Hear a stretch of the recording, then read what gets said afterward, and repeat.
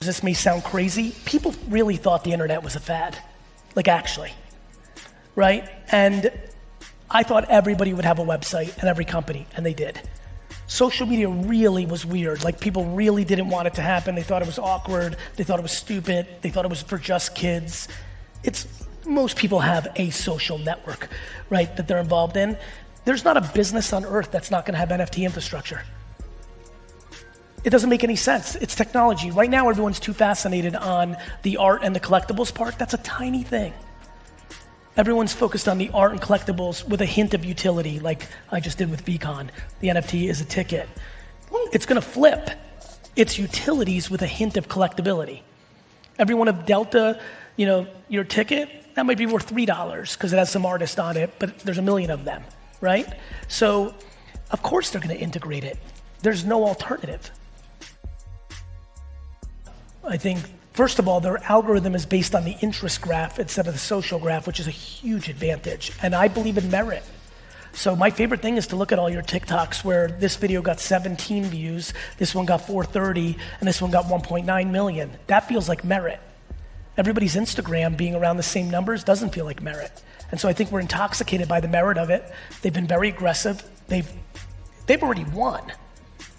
And now they're just going to expand. That's what everybody does, right? So they won on this thing, now they're saying, oh, you can make longer videos. Oh, you can write more. Like today, I was like, wait a minute, I can write more copy? I missed the headlines. I've been in like a cocoon for 4 months with VeeCon and Series 2 Be Friends. So they'll just create everything. And so, yeah, I mean, I think they're incredibly aggressive. They're still acting like a small company. They're innovating. And now they've got everybody following them. They're the clear leader, in my opinion, of the attention graph, which I think is the most important currency in the world, and I think it's a smart move. It means that a lot of long-form creators don't focus on short-form and vice versa. There's a reason I have 1 hour keynote videos and 1 hour podcasts, but also pound unlimited micro content that's 10 seconds long. You can go very tactical and, a lot of people want to hear that are like, should I make a TikTok that says, watch the rest on YouTube? It's less about that. People will find you. They become intrigued. Your URL strategy on all your social networks should be very thoughtful. I'm constantly changing them based on whatever my objectives are. But it just means that the world of content creating should be always thought about as and I notice that everybody's into or. Right? People are insecure. Most of you did not start on TikTok fast enough because you didn't have followers on it. You didn't start on TikTok fast enough because you had 80,000 followers on Instagram and you had 0 on TikTok and you didn't like that feeling. That's why celebrities lost the first time around. So like the things that you made fun of people for on Instagram, you became on TikTok. And so, I think it's always and. Everyone's an or. They're like, Gary, I'm already on Instagram. They love using like logical excuses like, Gary, I need to focus. I'm like, cool. Knock yourself out. I'll talk to you in 36 months when you're crying. You're focusing on losing. The lack of humility and the lack of interest in putting in the work on a new thing because you just figured out the last thing is why most people don't grow. There's not an accident that I've been winning on every platform for the last 15 years. It's called humility and hard work. You think I was pumped? When I had 1 million followers on Twitter and Instagram came along, I was pissed. I'm like, I'm winning this bird game. But I'm like, everyone's gonna go there, so I need to go. You think I was pumped when TikTok came along? I was dominating the gram. I was like, that's where it's gonna be. So the lack of humility and the lack of like, I don't wanna learn this new thing, I just got this, that's fine. There's a problem though. What you want has nothing to do with what the market is doing. The market doesn't give a shit about your feelings. The market's not like, oh, Tyrone spent a lot of time on Instagram. We should not create TikTok. You think God's thinking like that? Get the out of here. But it's like, right? It's like the hypocrisy's hilarious, especially within social. You won on YouTube or you won on Instagram doing that to the person that was holding on to Twitter or Facebook, but then you're mad when TikTok's doing it to you. The hypocrisy is deafening. I'm pumped that you got a blue check on Instagram, but here comes TikTok to your shit up. What are you gonna do? What are you gonna do? You're gonna sit and hope? I'm watching everybody like hope. I hope this TikTok thing doesn't happen. All of you got forced in. Technology will beat your. I love all of you that don't think NFTs are coming. You will lose. You're pumped that the market's down. See nothing.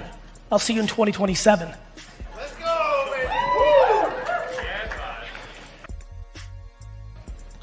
You need to hire people that do things that you don't want to do. Where do you find them? The internet.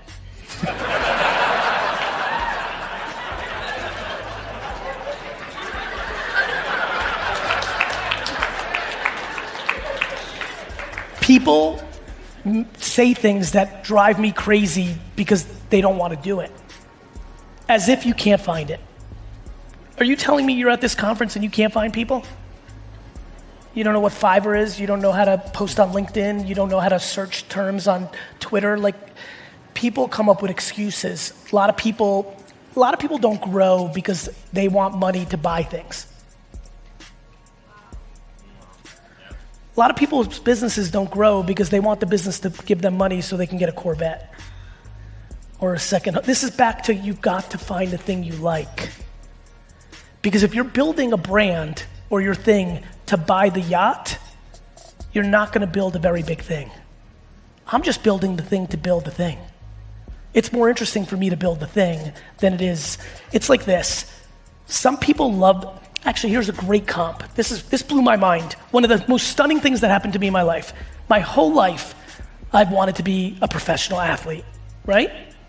So by 5th grade, I was like, I don't think I can play for the Jets.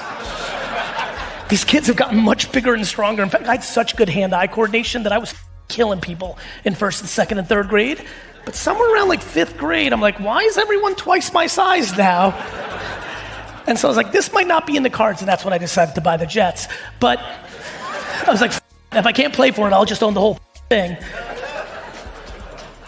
So now me and AJ get into the sports business, and we have a big practice now. And when I realized that a lot of kids play professional sports, but they don't love the game, it was just their best way to monetize, that like blew my mind. And I mean, really don't like it. And like even when we recruit kids now, I never want to recruit a kid that doesn't love the game. Because I don't think they're going to be at the, because we make our money on the 2nd and 3rd contract. There's kids that sign that 1st contract, and it's a wrap. You want to know why people are out of the league in 3-4 years? Because they didn't give a about the game. So for me, this thing that we're talking about, I don't want the things that come from being the best entrepreneur in the world. I just want to be the best entrepreneur in the world. Because if you don't, you can't get there. And so a lot of people don't have a D-Rock or a team because they don't want to spend the $53,000 on it because they want a Birka bag and they want to go to Tahiti and they want a Lambo. You're taking the money out of your business for your insecurities instead of feeding the business to win the game. People want to look successful more than actually be successful. Back to why I make so much content about self-esteem. The reason I focus on love and being kind to yourself and the shit that I've been talking about is that's the seed of the whole game. If you need Lambos and chains and accolades and check marks and 1 million followers to clog the holes that you have in your soul, then you're gonna not be able to build meaningful things because you're taken out of your business instead of feeding it. All of the numbers I throw out are completely arbitrary. The number, no, I mean it. You're talking about the 86 pieces of content, 86. Gary, yeah. 73? 4 TikToks a day. All of it's arbitrary. The number is as much as humanly possible. There are more at-bats for attention and opportunity. You know what's better than 100 push-ups? 200. You like that one, huh? But you know who I love the most? Fitness people. Fitness entrepreneurs are my favorite. Let me tell you why. They're so good at their craft, but then with the business, they don't do the thing they do in fitness. And fitness entrepreneurs shit on people because people want shortcuts in fitness. They want implants, they want apple cider vinegar pills, they want all sorts of when the answer is put the work in the gym and eat properly. Follow the model. But then as entrepreneurs, you see these all beefed up, did everything perfect. I'm talking about the ones that don't cheat. I'm talking about doing it right. And then they come to business and they're like, what's the shortcut? And I'm like, you know that there's no shortcut in this. The f*** are you looking for shortcut in this?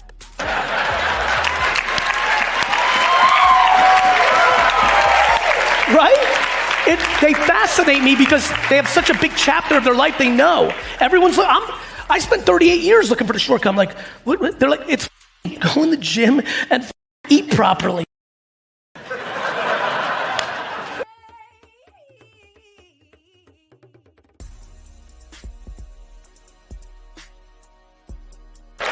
So back to content, I'm like, I don't know. Like, some of you make really good TikToks, but you don't do this. Like, you have to be contextual to the platform. You have to know who the audience is, and slang matters, right?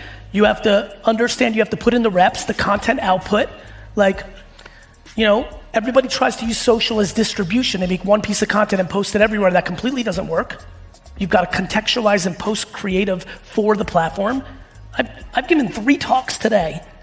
Flew in, that's why I was able to make it work with Beacon. I'm super pumped about surrounding this, and I surrounded it. All 3 are different. I have to read the room. The philosophical, it's the same, but it's got to be different, right? It's like cuisine. It's all food, but it's different. And you have to know your audience. I don't understand how people come with YouTube DNA into TikTok and think it's gonna work. The mindset's different. The same person, the same human. I'm not talking about age and gender and race and religion. The same human being is a different consumer on TikTok than they are on Instagram. Your mindset's different. One's passive entertainment. On LinkedIn, it might be information. Like, it's all context.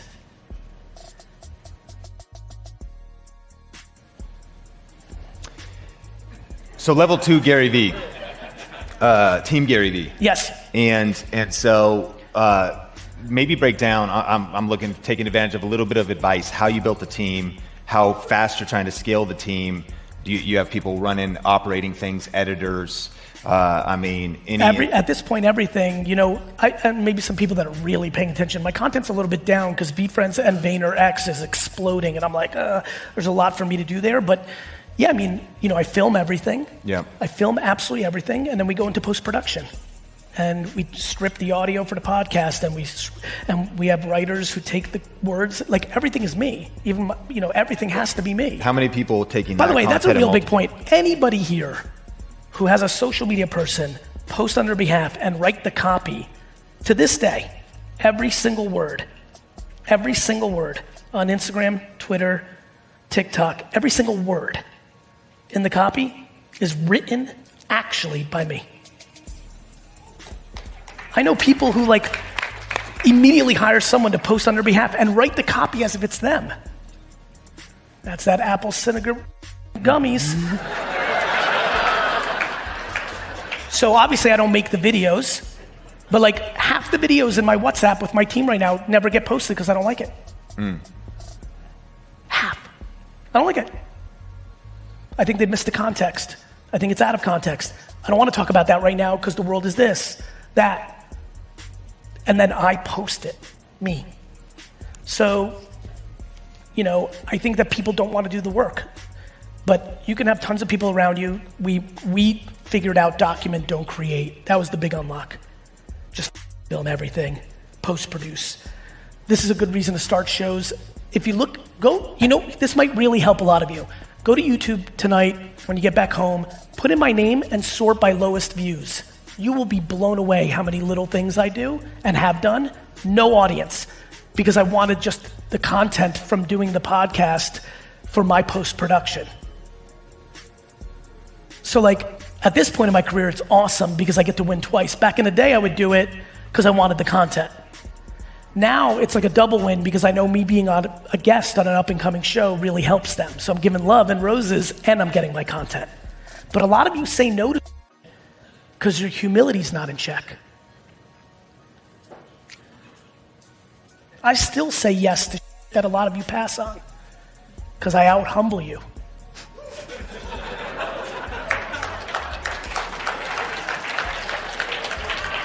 Gary, I have one more. Walking around here I'm only gonna do Joe Rogan. You suck right now. What are you talking about? You should do everything. 1 is greater than 0. 1 is greater than 0. I watch people walk around thinking there's somebody. There was somebody at VCon trying to get into somebody. They're like, I got 18,000 followers on Instagram. I'm like, what the f? People get high on their own supply real quick.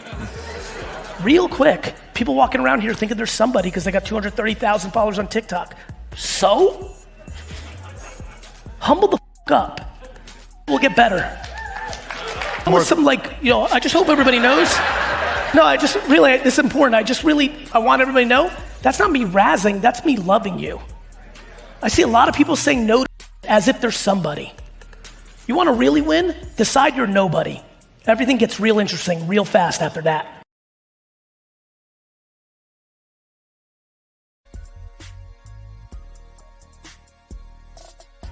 Gary, one of the big things that holds people back is self-consciousness, but specifically people that worry about, how am I going to look on camera?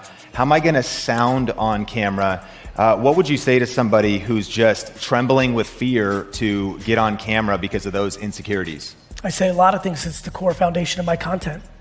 The last 7 years of my life have been dedicated on trying to build people's self-esteem. I sound crazy. Not all that great. I mean, I've gotten a little bit better looking, but I'm not winning on that. High school ended.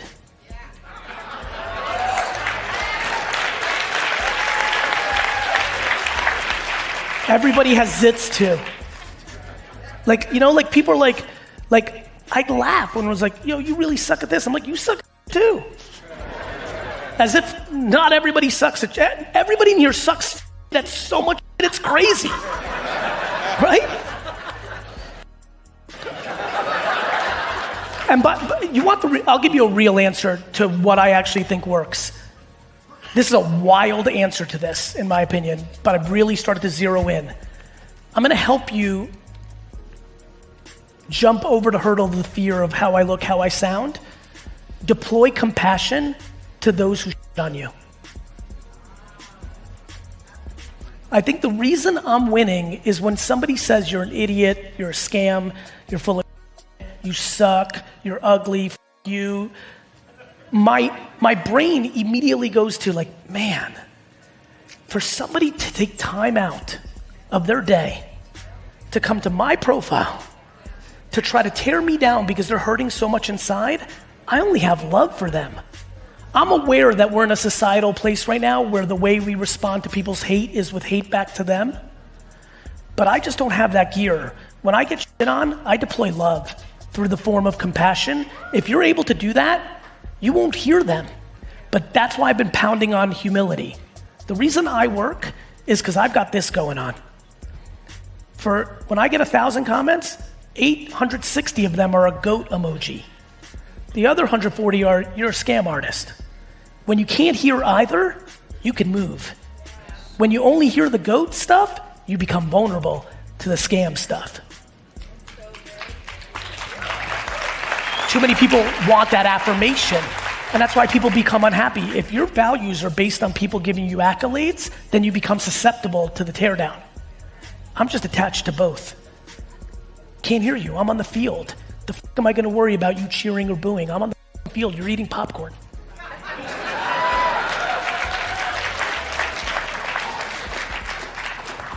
You're making videos. You're putting in work. You're trying to win for yourself. You're worried about Sally Pants 97 in Arkansas who's pissed?